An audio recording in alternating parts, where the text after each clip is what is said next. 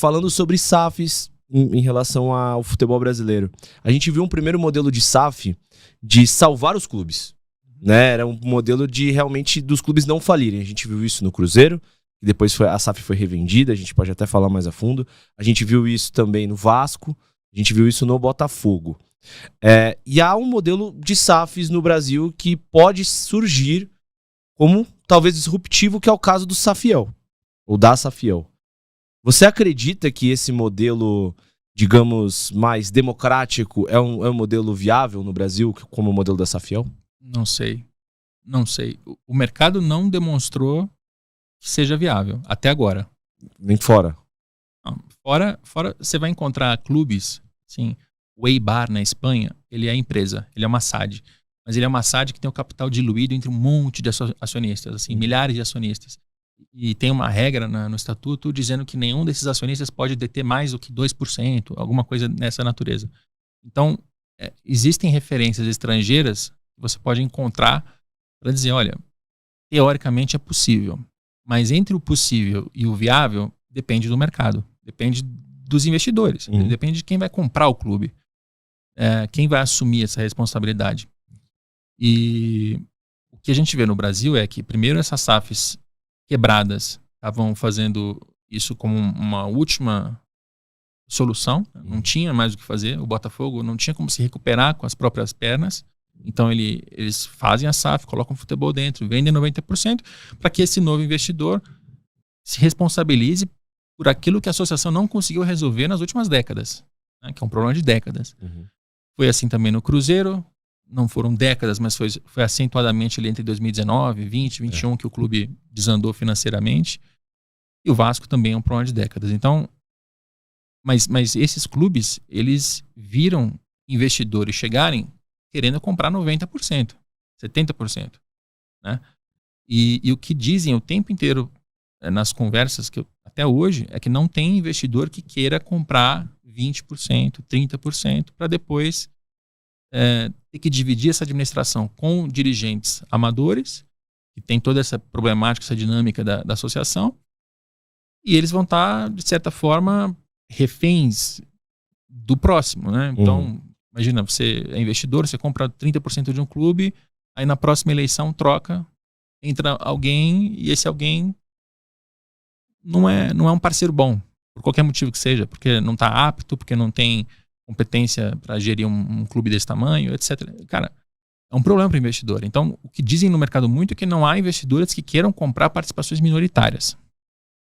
A gente vai testar, o mercado brasileiro, né? O futebol brasileiro vai testar se Flamengo, Palmeiras, Fortaleza, apesar da má fase esportiva hoje, se esses clubes organizados, arrumados, que não estão desesperados para não falir, se eles vão eventualmente entrar nesse modelo com alguém que tope, porque confia. Pode ser que aconteça, mas por enquanto não é o que tem aparecido, né? O modelo da Safiel é um modelo, ele tem inspiração até do Bayern de Munique. Eu até fiz uma entrevista semana passada com um dos fundadores desse movimento todo. Parece ser uma coisa que, de fato, são escolhas técnicas, são um conselho com 10 cadeiras, 5 são pessoas técnicas que não têm relação com o Corinthians, as outras 5 podem ter. Isso seria mais uma força da torcida em si de querer ajudar o clube do que um investimento do investidor. Você concorda? Você acha que é o investidor... Cara, Safiel, eu escrevi... Não vou nem dizer que foi pouco. Eu não escrevi nada sobre Safiel. Eu não falei sobre Safiel. Porque eu não acredito que um movimento como esse aconteça de fora para dentro. Eu entendo que quando isso acontece para valer, né, com base, é de dentro para fora. Mas quem está dentro não presta, mas quem está dentro... Tudo bem, então vamos olhar as histórias recentes que a gente tem. Eu jurava para mim que o Vasco nunca ia ser vendido. Porque era o Vasco do Eurico Miranda. O Eurico Miranda adoeceu, morreu, mas ele deixou um monte de possíveis herdeiros, né? Era um cenário político extremamente caótico, fragmentado, nocivo, e mesmo assim o Vasco conseguiu fazer um processo para vender o clube. Tá? Só que esse processo ele foi feito de dentro para fora. Então foi o Jorge Salgado, o Adriano Mendes, foram pessoas da administração do clube que estavam empoderadas para fazer aquilo, que tomaram uma iniciativa, apresentaram e convenceram. Depois tudo que deu errado é outra parte da história. Mas o que interessa pra gente aqui agora é que esse movimento foi de dentro para fora. Cruzeiro, Sérgio Santos Rodrigues, presidente do clube, foi lá e fez. Botafogo, apesar de divergências, né, entre Carlos Eduardo Pereira, Carlos Augusto Montenegro, pessoas importantes, também foi algo que estava dentro do clube e eles foram buscar investidores. Eu não acho que funcione em um grupo de pessoas, por mais bem intencionadas que elas sejam, esse grupo decide que tal associação tem que virar outra coisa, tem que virar uma empresa, ela tem que ser vendida para quem quer que seja, de fora para dentro. Eu não acho que funciona. E é por isso que eu não escrevi nada, eu não falei nada, porque não é um movimento oficial. Sim. Entendeu? Não é um movimento de dentro. Qual a chance dele dar certo? E aí eles conseguem espaço na mídia, eles conseguem, aparentemente, um apoio da Gaviões da Fiel, mas ainda assim é um processo que está vindo de fora para dentro. E tem um outro complicador para mim nessa história, que é pessoas que estavam na administração do Augusto Melo estão empurrando a história da SAF via Safiel. Tá? Então, Vinícius Cascone, que era secretário-geral, algum cargo do tipo, com o Augusto Melo, é alguém que já defendeu a Safiel, já foi fazer interlocução de Safiel com Gaviões da Fiel, de acordo com reportagens, acho que do UOL. Que moral qualquer pessoa que esteve na administração do Augusto Melo tem para falar que o clube tem que virar outra coisa. Entendeu? Então, por esses dois motivos, eu nunca falei, porque eu não quero jogar água fria, entendeu? Eu não quero ser o cara do contra. Eu não sou do contra. Mas por esses dois motivos eu não boto muita fé nessa Fiel, não. É uma barreira muito grande você convencer esses caras que estão há anos. E não são caras, são famílias, né? Vai passando de pai para filho. Os caras são conselheiros e aquela troca de cadeiras. Você convencer todas essas pessoas que viveram às custas do clube muitos anos. Isso não é só no Corinthians, né? Todos os clubes grandes associativos têm essas pessoas, né? É muito complicado, é uma barreira muito grande. É grande, mas ela pode ser vencida. O Vasco mostra isso. Outros clubes mostram isso. Né? E o próprio Corinthians, André Sanches, Duílio Monteiro Alves, Roberto de Andrade, André Negão, todas as pessoas que já estiveram juntas, mais juntas, hoje menos, mas que são do tal do grupo Renovação e Transparência, eles perderam a eleição para o Augusto. Se o Augusto tivesse sido um bom presidente, não tinha esse problema agora, entendeu? Só que colocou alguém no lugar para entrar e assinar um contrato e querer pagar uma comissão a um intermediário que diz ele mesmo que não prestou o serviço. E não é uma comissão baixa, é uma comissão de 25 milhões de reais. Entendeu? A administração do Augusto Melo foi nociva. Ela lesou o Corinthians. Né? E os números vão aparecendo. Reportagem de auditoria em relação aos materiais esportivos que estavam sendo usados para outra finalidade que não vestia o time profissional. Desculpa, os caras colocaram um carro dentro do clube para vender camisa como se fosse os marreteiros, como minha avó fala, da porta do estádio. É o segundo maior contrato de fornecimento de material esportivo do país. É um dos poucos que ainda tem os valores que tem e as peças estavam sendo usadas para outra coisa. Sabe? Por todos os lados que você olha nessa administração passada, você tem problemas não só financeiros, você tem problemas morais, entendeu? Então, como é que faz, cara? Quando você consegue tirar aquela pessoa que você julga que é o demônio, que você tem que tirar, entendeu? Você vence aquele grupo político, porque todo mundo já estava farto da Renovação e Transparência, com motivos, com razões para isso.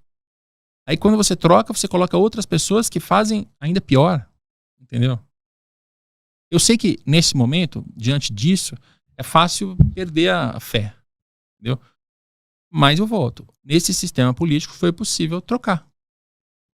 Tanto é possível trocar que trocaram. E o Corinthians é um clube que está muito endividado, que tem muitos problemas, mas é um clube que fatura mais de 1 bilhão. É um clube que sempre, nesses últimos anos, teve EBITDA positivo. O que é isso? A diferença entre receita e despesa estava positiva. atrapalha muito os juros da dívida. Você tem problemas ali para se resolver, arena e tal. Mas é um clube que tem caixa positivo. Então não é um clube falido, entendeu? Não dá para colocar o Corinthians nesse balaio. No mesmo patamar do Vasco da época que virou SAF, por exemplo. No mesmo patamar que o Botafogo, que tinha ido para Série B com 150 milhões de reais de faturamento e 1 bilhão de dívida. É um absurdo. Entendeu? É uma discrepância muito grande. Não tem como resolver. Não tinha como resolver o Botafogo daquele momento. Se não fosse pela via que tomaram. O Corinthians dá para resolver. Dá para resolver. E aí, eu também já disse isso antes. Eu acho que o problema financeiro do Corinthians, por mais incrível que pareça, é o menos preocupante. Porque tem solução. O problema é político, o problema é administrativo, o problema é de limpeza. Né? Agora, como é que você faz essa limpeza?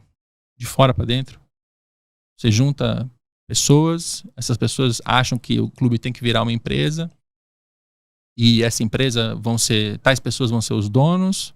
Só que o Corinthians, ele não é um bem público. O Corinthians é uma associação civil sem fins lucrativos, que tem sócios, que elegem conselheiros, que elegem, né, presidente. Então essas pessoas são as donas do Corinthians de fato. E eu estou falando aqui de um ponto de vista jurídico, legal. Né? Se é certo ou não é outra história. Porque o discurso público sempre são milhões de torcedores, essas dezenas de milhões de torcedores são donos do clube. Não são. Nem no Corinthians, nem em lugar nenhum. Lugar nenhum é assim. Então quem são os donos? São esses caras aqui, são os conselheiros e os sócios. Aí você vai de fora para dentro querer convencer esses caras de que eles têm que mudar a estrutura jurídica e repassar a propriedade para mais alguém. Por quê? Porque tá acabado, falido? Não tá. Tá muito ruim a situação. Não me entenda mal. Tá crítica a situação do Corinthians. Né? 2,6 bilhões de dívida, 2,7, eu me perdi já em qual é o número mais recente. Mas 2,6, 2,7 ante 1 bilhão de faturamento e uma sobra de caixa, se o Corinthians tiver uma administração séria que dure 5 anos, ele resolve. Em 5 anos você acha que é possível? Sendo associação. Entendeu? Enxugando os gastos, né, limpando a folha. Você tem que aumentar a receita, segurar o custo, se manter na primeira divisão, não pode cair, tem que ser competitivo, tem que dar resposta, porque é um clube que tem essa pressão. Sim. Mas tem que fazer isso com eficiência, buscando sempre eficiência no gasto e pagando conta, cara. O Palmeiras fez isso, o Flamengo fez isso, entendeu? De novo, cara, não é que eu seja contra, tá? Não, eu entendi. Não é que eu seja contra. Até porque eu nunca falei sobre isso, é a primeira vez que eu falo. Mas eu não acho que seja viável politicamente. E o que vai acontecer é que vai haver um monte de pressão em cima de pessoas e essas pressões às vezes ficam viscerais demais. Entendeu? Não, porque aqueles conselheiros são todos corruptos, são todos bandidos, agora eles não querem ouvir a história da Safiel, eles não vão fazer, porque eles não... Essa é uma história muito pegajosa, assim. Ela é muito fácil, ela é muito tentadora. Mas ela pode levar a situações de violência, cara. De violência. É só lembrar que quando o Augusto estava sendo empechado da diretoria do Corinthians, da presidência do Corinthians, os conselheiros tiveram que marcar e remarcar o diabo da votação porque tinha torcida organizada na porta ameaçando. Porque tinha gente na televisão aberta fazendo ameaça velada. Entendeu? Então, nesse ambiente eu não quero participar, entendeu? Sim. O Corinthians é um assunto à parte, né? É um outro mundo, né? Um clube de milhões também de torcedores e tudo mais. E eu entendo o que você falou. Tem que ser de dentro pra fora mesmo. Não adianta ele empurrar a goela abaixo, porque tem um ponto aí também. E aí é uma opinião minha, né? Óbvio, o espaço está sempre aberto aqui. Eu falei com um dos idealizadores, até acho que seja uma das melhores intenções, mas não é são vários. Né? A idoneidade do projeto ainda tem que ser mais validada. Já está sendo, mas ainda tem que ser um pouco mais também. Né? Eu nem levanto nada contra os... Quem você ouviu? Eu falei com o Carlos, que é um dos idealizadores. Não tenho nada a dizer. Não me lembra alguém que esteve na administração passada, ou que está envolvido, ou que está enrolado. Nada disso. A questão não é essa. Quando eu falei até de pessoas que estão junto, Vinícius Cascone. Sim. São algumas figuras que estavam no Augusto e agora estão tentando empurrar o assunto adiante. Peraí. Há um conflito de interesses, no mínimo. Você né? teve a oportunidade de fazer aquilo dentro do Corinthians. Sim. E quando alguém foi criticar publicamente para dizer que não estava funcionando, que tinha problema aqui, tinha problema ali, aí as desculpas eram sempre assim, não, mas ele está falando isso porque ele está na Globo, porque a Globo, o Corinthians saiu da Libra, foi para a LFU, então vieram me atacar com esse tipo de bobagem, entendeu? Uhum. Vieram tentar descredibilizar o que eu estava dizendo com esse tipo de bobagem. Entendi. Então, cara, assim, qualquer pessoa que pisou na administração do Augusto Melo, sabendo o que estava acontecendo e ficou, ela não pode continuar no Corinthians. Nem associação, nem Safiel, nem nada, cara. Nada. Se você estava lá dentro, você viu, você não saiu. Por exemplo, Rosala Santoro, ele era financeiro do Corinthians. Ele saiu. Você tem outras pessoas que estavam ali que saíram, se afastaram. Alguns demoraram um pouco mais, até acho que o Rosala demorou demais para sair. Sim. Que ele levou uns 2 ou 3 meses depois que o escândalo apareceu, né? Porque ele ainda tinha a esperança de que pudesse resolver alguma coisa, que pudesse participar, pudesse ser positivo. Mas ele saiu. Agora, depois que a história já era pública, né, que o Juca Kfouri publicou a reportagem, que os outros jornalistas referendaram, atestaram, confirmaram, a polícia entrou na história, os depoimentos eram todos muito contraditórios, muito ruins para a administração. Alguém continuar lá, sendo o braço direito ou braço esquerdo do cara... A partir do momento que a polícia abriu o inquérito, e aí já fica complicada a história, né? Desculpa. Eu não consigo... Eu não gosto de apoiar movimento nenhum, entendeu? Sim, eu não gosto de apoiar movimento nenhum. Você faz uma análise técnica. Isso, mas assim, o movimento para compra do Cruzeiro, eu também não apoiei. O do Botafogo, eu também não apoiei, entendeu? Porque apoio é uma coisa de endosso. Eu não vou endossar ninguém, cara. Eu cubro, entendeu? Uhum. E por que eu não cobri nada sobre o Safiel até hoje? Por esse motivo que eu te falei. Eu não tá oficializado, né? É porque, cara, quem é o dono aqui do canal? Sou eu. Então eu acho que você não tá fazendo um bom trabalho. Eu acho que devia mudar. Você devia mudar a estrutura da empresa aqui e os donos deveriam ser as pessoas que estão assistindo a gente. Entendeu? Eu acho isso. Entendi. Faz sentido? Não, pra mim não. Você vai te convencer? Não vai me convencer. Entendeu? Entendi. Ah, mas o clube de futebol é diferente. Óbvio que é diferente. Claro que é diferente. Mas o movimento tem que ser de dentro pra fora. Perfeito. Tá aí então. A questão da Safiel muito bem pontuada, muito bem falada. E é isso.